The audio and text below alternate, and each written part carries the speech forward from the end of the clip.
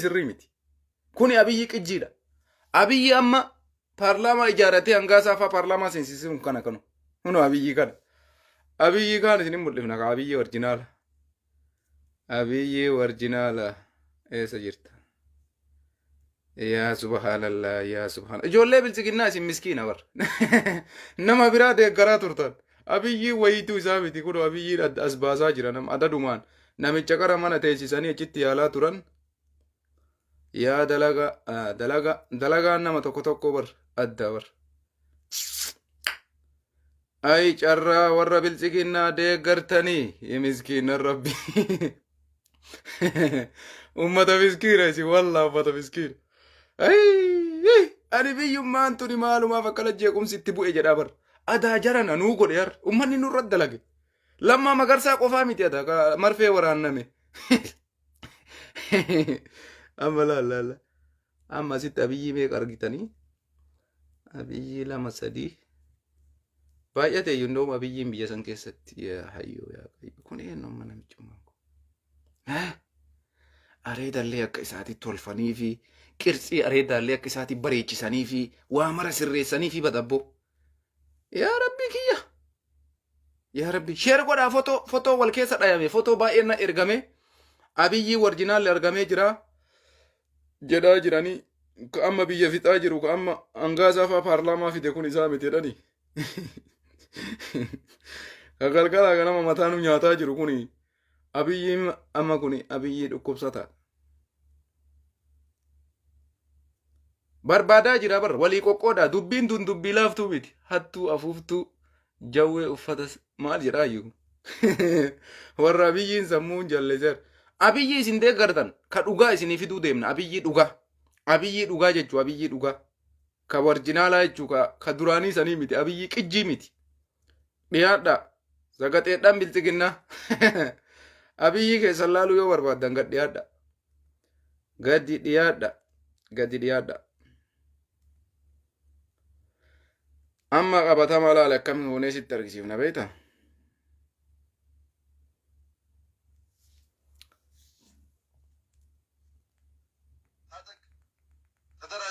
Mee amma abiyyi meeqa isin mul'ata?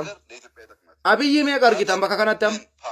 Abiyyi meeqa argaa jirtan? Mee warri amman sobdanaan jettan kun amma abiyyiidha ka harka irra kaatee haasa'ullee ka dhaabatee haasa'ullee sagalee maraakka isaatii qajeelchanii fi sagalee sirreessanii fi mataa raasa ilaale akka itti areedallee akka isaatii haadatee qirxii areedaa baleechifatee.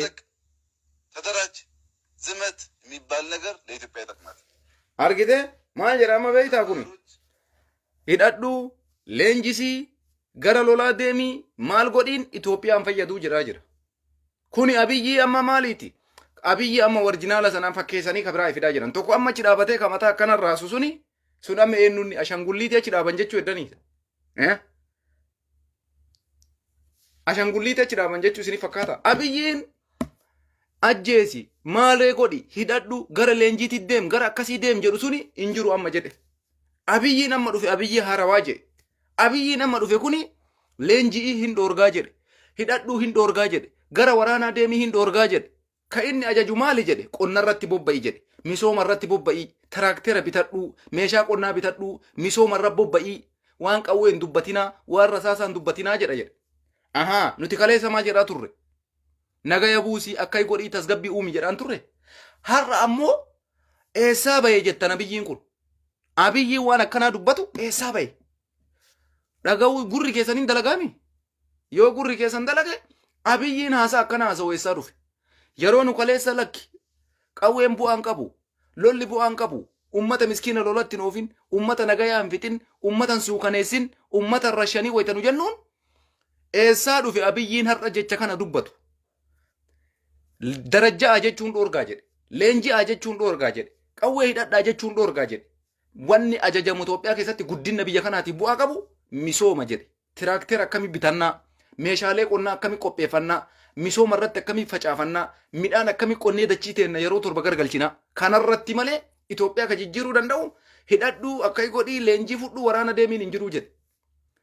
Baatii takka dura torbee lama dura magaalaa takka keessaa ganda takka keessaa baasii 50 ganda takka keessaa baasii 40 ganda takka keessaa baasii 80 ganda takka keessaa nama 10,000 ganda takka keessa nama 20,000 ganda takka keessa nama 30,000 abiyyiin sun eessa dhaqe jiran eessa dhaqe ammallee maaltu kana fide isinitti hima waan ajaa'ibaa dhaga'uudhaaf deemtan har'arraa kaasee haga boriititti jechuudha addunyaan qoqqophii haarawa gadiin baatee dhufte qoqqophiin haaroofni dhufu kuni ka abiyyii luqqeettuu isaa lafaan ga'uu dhufaa jira ameerikaan awurooppaan mootummoonni gamtooman qoqqophii biraa bifa haarawaan irra kaa'uu deemaa jira mallaqa biyya alaa irraa argatu dhabe isa dhumaa irratti harree biyya keessa nu qale jechuudha harree jaran Itoophiyaan rakkattee waan fuutu dhabdee foon harree gurgurachuu jammarte ulamaa'onni biyya san keessa jirtan birrii Itoophiyaatitti hin fayyadamtan moo hin dhiiftan warri birrii Itoophiyaatti fayyadamaa jirtan birriin Itoophiyaa haraama ta'uu beeytanii wanni birrii Itoophiyaatti fayyadamu amma ummanni biyya keessa sheekoleen teenna ulamaa'otiin teenna birriin foon harreetiin dhuftu ta isin achitti meeshaan bitattan ka abiyyiin foon harree gurguree birrii galchaa jiru kuni haraama jara warri sheekolee taatan asallaa keessatti harreen qalamtee abiyyiin ahmad doolaara alalra argadha jedhee birrii dhabee addunyaan birrii dhoorgatte jennaan harree qalutti seene foon harree haraama moo halaala yaa sheekolee biyya Itoophiyaa maalumatu isin dhibe jaran birrii saniin fayyadamuu hin dhiistan moo hin dhiiftan eeshi abiyyi qofatu itti gaafatamaa waan hagana ga'u kana ka dalagaa jiru ka harree nurra qalee foon harree gurguree doolaara meeqa jaansil doolaara miliyoona meeqa gurgurate beeytani birrii san muluu galchee qotee bulaadhaa tiraaktera ittiin bitaa jira jechuudha dachii tiraaktera foon harreetiin qotata namni bar biyyi baddee jiran biyyi gaafuma addunyaa duyda itti galte harree gurgurachuu seente Itoophiyaa afuura filama salphise yaa rabbii kiyya birriba biyya sanii akkamitti fayyadama bobbal dubba wallaahi billaahi ulamaa oti bateen laggaraana jaate wayishee koleeteenna dheengaddu batala doolaara biyya chaayinaa jedhan doolaara kanatti qat godhee jedha foon harree yaa rabbii birriin achii dhuftu baankii seenti ka birriin wal keessa laqaallaqama bara birriin harree irraa dhufu foon harree irraa osoo ija keessanii agartan sheekoleen itti cal'istanii warri asallaa keessa amma isheen asallaa keessa hin jiru Itoophiyaa keessa hin jiru ulamaa'onni gugurdaan jarana foon harree haraamaa moo halaala abiyyiin ahmad rakkatee kana godhaa jira bar wallaahi laziim dhugaa isinitti hima rakkinna malee wanti biraa kana nama hin godhu mee foon harree qalamaa hin jiru ka jettu achi dhaqi ilaali gabaasaa ka jiru miidiyaa Itoophiyaati namni foon qalchiisu taayyee danda'a fa'a ministeera qalma harree godhamee muudame taayyee danda'a ministeera harree qaluu taayyee danda'a jechuudha argite Itoophiyaa jechuun tana biyya addunyaa tuffattu biyya foon harree qaltee gurgurtu inni agarre Ameerikaa ijjunansa Itoophiyaa laa jetti ijjunansa harka sirraa kaafte Ameerikaan harree qaltee jiraatta foon harreeti biyyi rakkattee foon harree gurgurattee hin jirtu warra Itoophiyaan har'a abiyyiin ahmad taallaaqa garii ijaara jedhee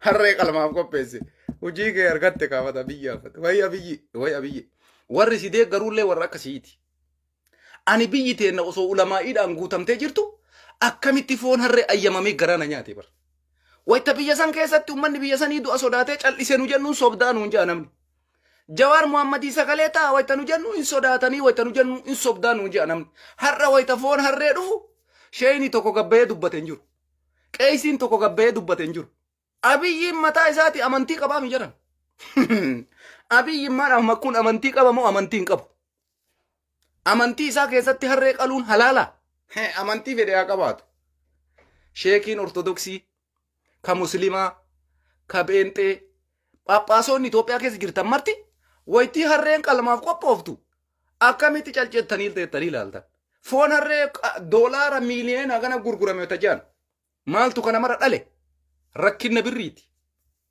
namichi dheengadda kijibee qamadii qotannee jiraannaa nuti qamadii facaafannee jiraanna jedhee sobu kunoo isa dhumaa irratti foon harree gurguree biyyattii birrii haraamaatiin machal godhaa jira jechuudha argite birrii foon harreetiin dhuftu natti haaftu ittiin fayyadamuun birrii Itoophiyaa amma booda bilaasha taatee jirti dhaqqa xiqqee wucci way carraa Itoophiyaa isa dhumaa irratti waan biraallee inuma nyaattanii ariif amma harree gurgurattu seentan gaafa harreen ganda keessaa saabatte gaafa harree mandara mara keessaa guurtanii harree fixxan waan isin itti aantan mooji harreelee ammaa dhumti bar amma gatiin harree dabalee biyya keessatti namni harree qabu gurguruudhaaf qophaa'aa jira. Salfii galchee namni harrii gara magaalaa geessuudhaaf qophaa'e. Way subhaanallah. Way subhaanallah. Yaa badhaadhina hojii keemo. Badhaadhinni kanaam. Takkaa mootummaan Itoophiyaa waan akkanaa dalagee jira. Yeroo Hayilemaariyaam Dassaaleenyi biyya bulchu. Yeroo Mangistuu Hayilemaariyaam biyya lolaan akkasitti baadimmi irratti uummata lolchiisu san Itoophiyaan akkana salphattee beeti. Namni akkanatti beelaan dhumee beeka. Namni akkana waan dhumee beeka. Uummanni akkana rakkatee beeka. Amma isin tuyyuu biyya bulchuudhaaf Oromoo tuffattanii, Ameerikaa tuffattanii, Awurooppaa tuffattanii, biyyoota guddatte tuffattanii, kanu baasu Isiyaas Afwerqii qofa jettanii Isiyaasii walii galtanii, Isiyaas Asmaraa taa'ee isin kolfaa jira bar. Isiyaas Afwerqii takkaa qalmaa farreen qopheessine bar. Argitanii? Diktaatara achi taa'a miti. Garuu guyyaa takka qalmaa farreen qopheessine Isiyaas Afwerqii takka laalaaye. Itoophiyaa jechuun biyya ummata miiliyoona 120 Eertiraa keessa miiliyoona meeqa jira? Ummata miiliyoona 2 jiraata. Eessaa biyya nama gana baay'atuu fi nama gasii waliif fiddarre. Waan hin taane dalagamee rakkinni kana maraan nu ga'ee bilchiginnaan osoma in guddannaa qamadii facaafnee guddannaa qamadii akka goonee guddanna jettu guddinni gara harree foon harree qalanii gurguruuti dhufaa jira jechuudha. Foon harree haraama salaabiidha. Foon harree birriin foon harreetiin dhuftu Itoophiyaa diidi malee Itoophiyaan ijaartu jira. Bu'aa takka biyya sanii illee hin qabdu, barakaa illee hin qabdu birriin harree. Birriin foon harree ta'a abiyyiin gurguru. Watakka. Kana kaa bilchiginnaa jechuun abiyyiin keessan kana ijoollee bilchiginnaa. Agartanii mootummaa isin mootummaa kenna jettanii deeggartan amantii isaatiif qiriin qabu, ummata biyya saniitiif quuqaan qabu, foon harree gurguraa jira jechuudha. Kanaaf waan hin taane biyya san keessa dalagamaa jira. Ummanni biyya kennaa ulamaa'otiin waan kana balaaleffadhaa gabbaya. Waa mara isinitti himnu isinuun beeytanii osuma beeytan cal'isaa jirtanii dura dhaabbadhaa diqqoo mallee taatu namicha kana. Abboo waan akkanaa biyyi teennan qabdu nurra dhaabi jaani. Waa maran sodaatin haa jiran. Matakka dubbadhaa hadiisuma rabbi dawaa godha. Foon harree gurguruun haraama jedhaa dubbadhaa. Itoophiyaa waan akkanaa keessi dalagamu biyya sanitti. Namni martuu amantii walii kabajee waliin jiraata bar biyya keenyatti. Ka amantii muslimaa, ka amantii kiristaanaa, ka waaqeffataa, ka pheenxee, amantii gosa gosaattu jira. Amantii keenya kabajnee waliin jiraataa turre jechuun uummanni biyya sanii. Kanaaf amma ammoo ka harree kun waan addaati jiran. Waan addaatti dhufe biyya sana. Kana keessa ayyama mootummaatii wanti ta'u waan guddaadha jechuun hannaan nama dhoysee qaluu miti bar kun. Qallattiidhaan mootummarraa waan dabaree godhamuudha bar kun. Waan mootummaan ayyama kenneefi bar. Sadarkaa kanarra jirti Itoophiyaan jechuudha. Isa biraa yaada kiyya qaxumuraa walumaa galatti anam maasaa baay'eellee isin haasa'uun dhufu. Oromoon sagalee keessan dhageessifadhaa. Uummata keenya Wallagga keessa dhumaa jiru. Uummanni Amaaraallee uummata keenya ajjeesee reef uummata keenya tiinnaatiin daldalaa jiranii. Uummata keenya Wallagga keessatti dhume. Uummata keenya Wallagga keessatti wareegamaa jiru. Uummanni Amaaraallee nama keenya waraaga jedhee siyaasaan qalladan. Akkuma kanaan dura Oromoo ajjeesanii reefa Oromootiin siyaasa isaanii dalagatan. Ammallee ilmaan Oromoo Wallagga keessan maqaan isaa galmaa'ee lafa jiru. Siyaasa ittiin dalagaa jiranii jechuudha. Uummanni kun rabbi illee hin sodaatu. Waan dalagus hin sodaatu. Kanaaf jarana duuti ijoollee Wallaggatti dhumtee nama 18 ka Boorana keessatti akkasirra shanamtee Oromoon akka gaariitti hojjettanii akka gaariitti miidiyaa addunyaa biraan geettan jechuudha. Kanaaf jiraachuudha qabna. Jiraachuudhaaf ammoo humna keenya jabeeffachuun dirqama keenya. Waan qabdanitti dabada. Dheengadda marroon ergaa isinii dabarse Oromoo. Haga har'aatitti odeessaa jirra. Oduu malee waan takka fayyadaa hin jirru. Oduu taanee jirra. Oromoon inuma odeessa odomaa odeessu dulloomee du'aa jedhe. Ergaa dheengadda marroon dabarse. Kalee malee dheengadda. Ijoollee dheengadda Jimmaa shanan gibee Cibraa shanan gibeetitti eebbifame irratti ergaa wayita dabarse. Oromoon ozomaa odeessu dulloomee du'a osoo waan barbaadu argatin jedhe. Oduu bira haa kunnu, oduu haa dhiifnu jedhe. Isa dhumaa dubbiiti beeka. Ajajaa waraanaa adda bilisummaa Oromoo waliigalaa jaalmarroo dirribaa oduu haa dhiifnu jedhee jira. Oduun nun fayyadu jiran. Oduun hagana takka nun fayyadu. Daqiiqaa takkaaf nun fayyadu. Sababiin isaa odeessaa jirra dhugaa jedhe marroon. Amma ammoo Oromoon oduutti jiraa fi dhugaan hojiitti jira bakka maratti addaan baafachuudhaaf teenna jechuudha. Ummata keenya waamicha barbaanna. Dhugaan bilisummaa barbaadaa fi gabrummaa barbaadaa adda baafataa jirra. Iddoo maratti konsartiin godhamaa jira. Iddoo maratti qophiin godhamaa jira. Namni Oromoo ta'e waan godhamu walgayii Oromoo irratti waamicha Oromoon dhiyeesse irratti dhiyaachuudha qaba. Yoo guddatte birrii 10 kennita. Yoo guddatte 20 kennita. Yoo guddatte 30 kennita. Yoo rabbi si kenne 500 jaalle yoo nuu kennite rakkoon qabu.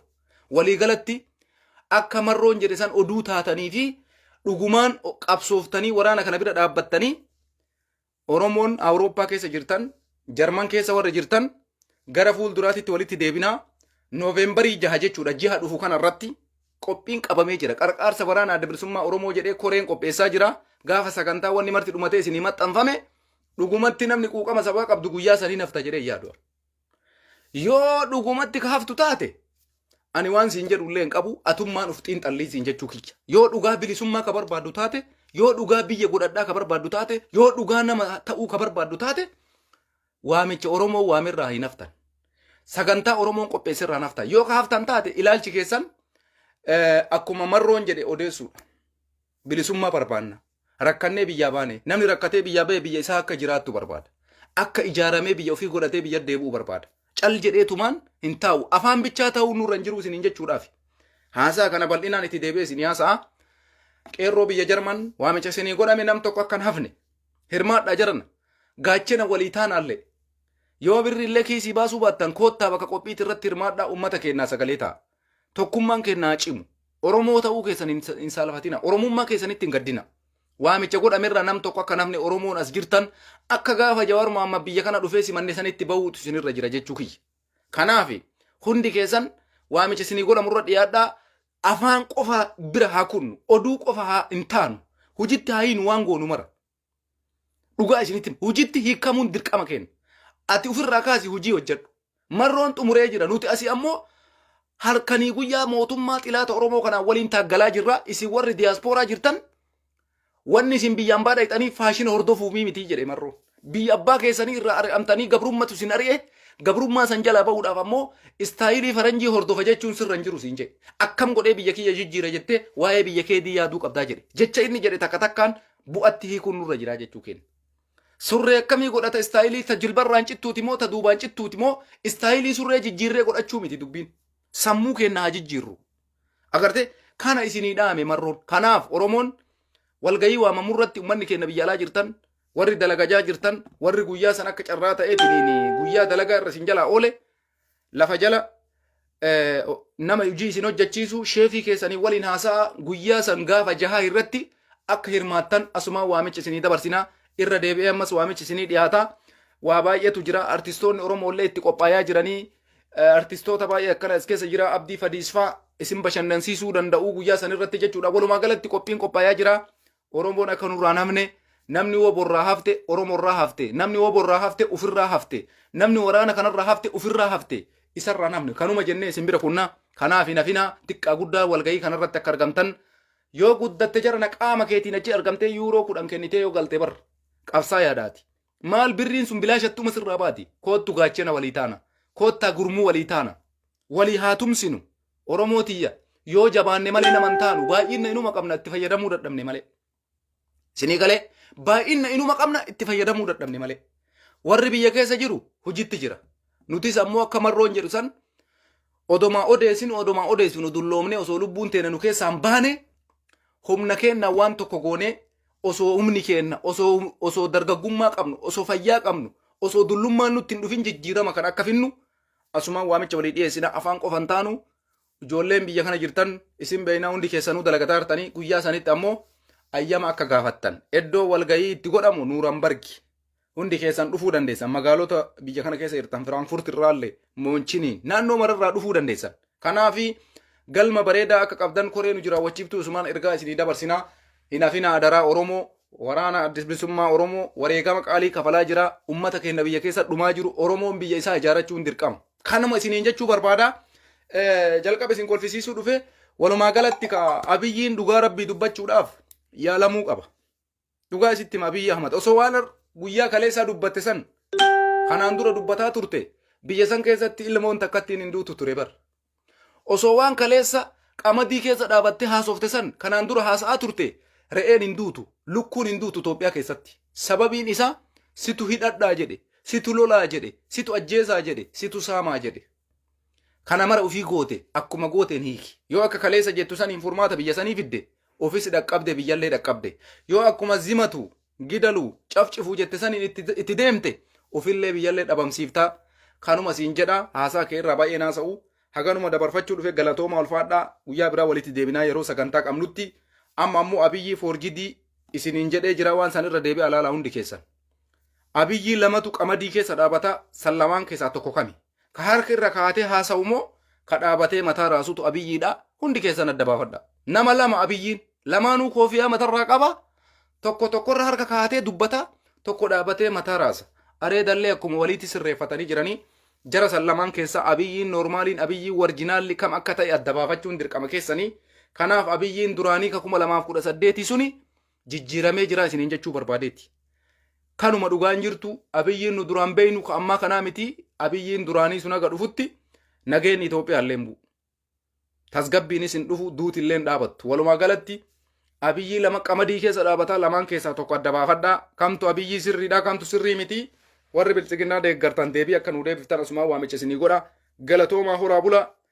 Hinjifannoon ko uummata Oromooti. Oromiyaan ni bilisoomti. Oromoon ni bilisoomaa. Stop genocide in Tigray. Stop genocide in Boranaa. Stop genocide in Wallagga. Duguuggaan sanyii uummata Oromoo irratti geggeeffamaa jiru haa dhaabbatu. Reeffa uummata Oromoo hatanii ittiin booyuun haa dhaabbatu. Reeffa uummata Oromoo qabatanii ittiin booyuun haa dhaabbatu. Oromoo ajjeesanii nama kenna du'e jedhanii ittiin booyuun haa dhaabbatu. Addunyaan mootummaa kanarratti harkaanfii fudhachuu qabdi. Kanuma isiniin jedhaa fayyaa naa ta'a. Halkan gaarii yeroo biraa wal agarra insha Allah.